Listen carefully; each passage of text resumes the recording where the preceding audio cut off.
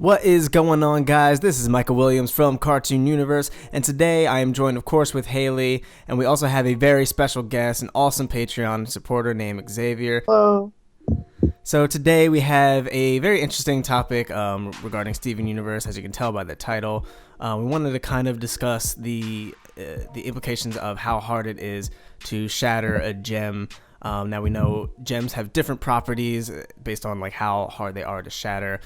We know that specifically we learned in Kindergarten Kid that paradots are very hard to even poof, which is very interesting, seeing as Garnet poofed Peridot. So that shows how strong Garnet is. She's stronger than a falling boulder, which is pretty cool.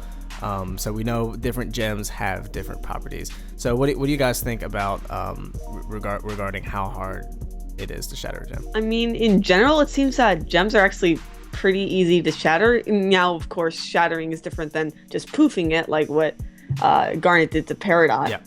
But it does seem like they're also pretty easy to shatter or just crack in general, as we've seen with Lapis. She was damaged after only getting stepped on while in the mirror, which probably wasn't, who knows, it wasn't like all that forceful on purpose. Yeah, so we'll have to see. We haven't seen yet like a gem actually getting shattered, but cracked is pretty close. Kind of, we don't know the difference really. Yeah, we don't know all the information, but we can get some from the show at this point. So pretty much, I think diamonds in general in the real world are hard to break. Diamonds are pretty hard to crack. According to the toughest of a diamond is about 2.0 MPa, which is a good compared to other gemstones. So judging by that, it's going to be really hard to break, even scratch a diamond, let alone one of the 4 diamonds. Yeah, that would make sense for the diamonds, obviously being the leaders of Homeworld and just the gem race in general. Something that's really interesting is that Bismuth basically made, Rosa's sword designed to poof a gem, but never shatter a gem. I'm not sure how you design a weapon so it like is just strong enough, but not that strong, especially a sword. You would think it would just do that anyway. But what's really interesting is that apparently, according to Bismuth, Homeworld was actually shattering gems on the battlefield during the war and just in their general everyday practices. So that's very interesting because the only Homeworld weapon we've actually seen is the axe in the hologram, Pearl's hologram. That was like a flashback of the war. We saw an axe. So I'm not sure why that axe is capable of shattering gems and why the sword isn't. I don't know if that's magic or what's going on there. Yeah, I don't know exactly what could have possibly been the thing that could shatter gems, probably pretty easily, because apparently, according to Bismuth, the breaking point was unique because it was able to shatter a gem in one shot, which means that Homeworld had nothing like this, even though they were able to shatter gems in a large scale, shown by the cluster and all the gem shard creatures, the amalgates or whatever. And we know that this technology was also available prior to the war, because Pearl says in Frivo that gem shards had been used throughout history to create drones. So this is a pretty common practice. I don't know like why they did it before the war, like killing their own kind, but it did happen. And I don't know how exactly. I think it kind of makes sense for Homeworld to be shattering gems before the war, only because we know they're like borderline a dictatorship of sorts. So, they weren't very lenient with people. They weren't very forgiving.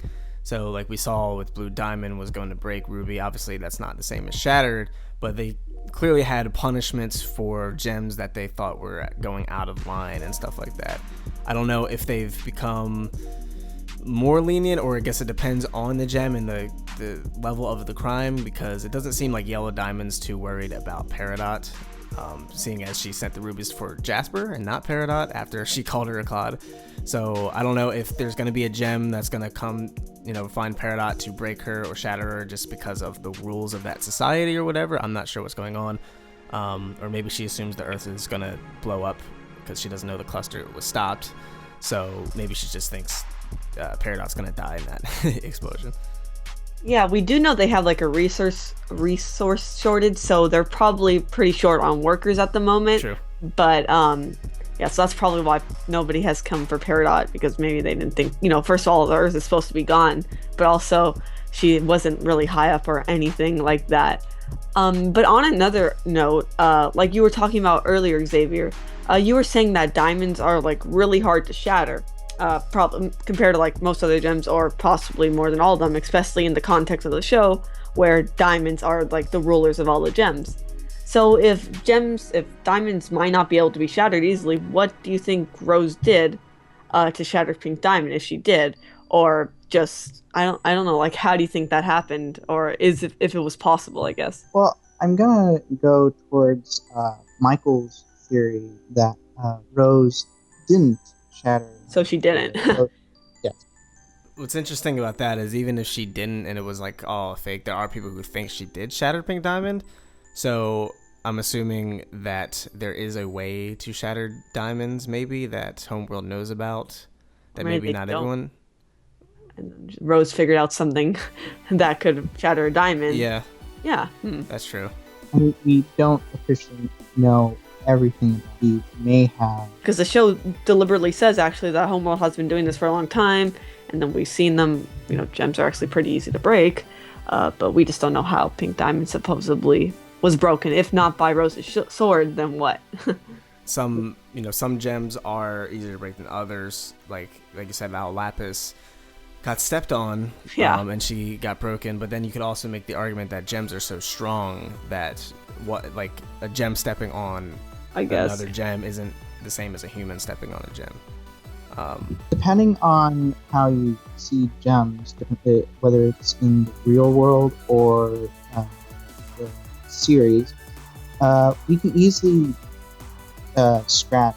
For example, we bend gold just by using our teeth back in Gold Rush. So even our material, even diamonds can scratch windows and glass just by scratching it. Yeah, so that kind of goes back to the whole, gems are stronger than humans, and again that goes back to Garnet being able to poof Peridot when boulders falling on her couldn't, because clearly Peridots are built stronger than other gems, so they don't poof as easily. So clearly Garnet is stronger than a falling boulder, so that stands to reason that the gem that may have broken Lapis is stronger than your average human, but that still doesn't really constitute what can shatter a gem. Can only gem weapons? Maybe gem weapons are designed a certain way with a certain type of magic or material or something that is specifically designed to shatter gems. We're not really sure. Well,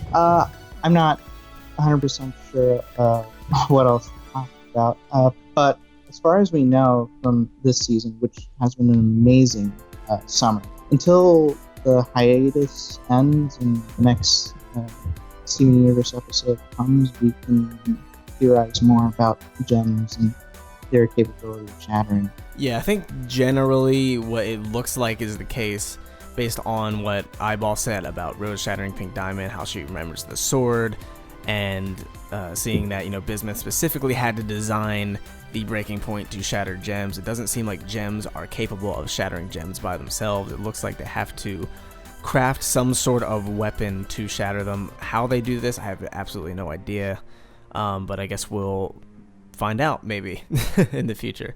But I think that pretty much covers it. Yeah. Thank you Xavier so much for joining us. Thank you for supporting us on Patreon. We really appreciate it, man. It's my pleasure. You guys are great. Aw, shucks. Yeah. Thank you so much. Thank you guys so much for watching. Again, I've been Michael Williams, joined with Haley and Xavier. If you think you have an idea of how to shatter gems other than the idea that we presented, let us know in the comments down below. Also, make sure you follow us on Twitter and support our Patreon if you want. Like Xavier, you could join us on a discussion hopefully we have a little more evidence for the next discussion. But till next time, guys, we'll see you in the next video. Peace. Bye, guys. Bye.